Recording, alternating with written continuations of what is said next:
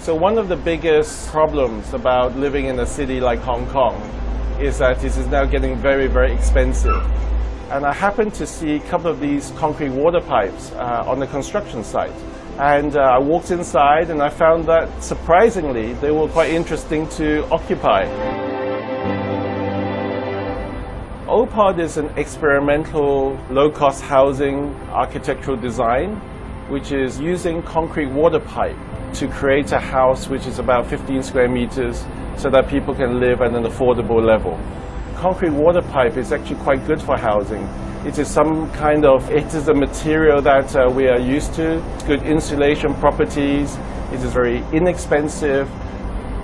So OPOD itself is a long-term housing solution, but it is designed to be transient. So what we do is we locate these OPODs on spare pieces of land to create fast housing for people.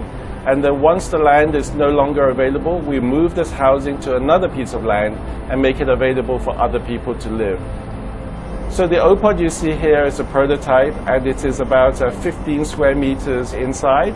It is about 2.5 meters wide and 2.5 meters tall. OPOD's design is based on a simple approach of using simple materials to get the best out of the space. Now, all of these furniture has been made out of recycled material from our construction site. In this living area, it is organized around this sofa bed, which is able to be folded out into a bed, but then closed off into a sofa with some storage below.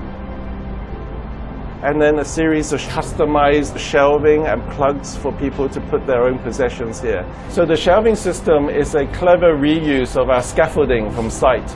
The main support is actually made out of cut scaffolding tubes which have been sprayed black. And then basically these shelves themselves are leftover timber panels which we were again sprayed yellow. We've got a recyclable bamboo floorboard system which creates a flat area of the flat. The lighting is also very simple here, but also very effective. What we do is we've just taken some fluorescent tubes and we use it to bounce the light from the ceiling of the OPOD to create a kind of a wider, more spatial effect. Otherwise, we just have some LED lighting under the shelves to accent the things which are placed on display. The kitchen is actually a very, very small space towards the back of the OPOD. It is just made out of a basin, a fridge and a microwave. As a kind of story behind the OPOD, it was very much designed for young people, and we think that young people don't cook very much these days, they just reheat. So the bathroom of the OPOD is right at the back of the unit, and basically it's a tiled room which has a toilet and a shower in the same space. We encourage people to open the windows here at the front or open the door.